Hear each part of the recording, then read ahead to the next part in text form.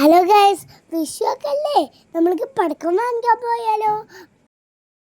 ഇപ്പം ഞങ്ങൾ പറഞ്ഞത് ഫസ്റ്റ് ഞങ്ങൾ പോയത് ബിസ്ക്കറ്റ് ഉണ്ടാക്കാനുള്ള അരിയും പിന്നെ വെള്ളവും ഒക്കെ വാങ്ങിക്കാണ് പോയത്.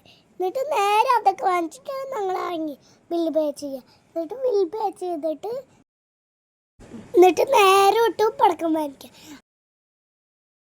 കുറച്ച് കമ്പിത്തിരിയും മത്താപ്പൂ സൈനീസ് പടക്കും പിന്നെ കളർഫുള്ള് ഒരു സ്റ്റാർ കട്ടുന്ന പടക്കില്ല അതും വാങ്ങിച്ചു.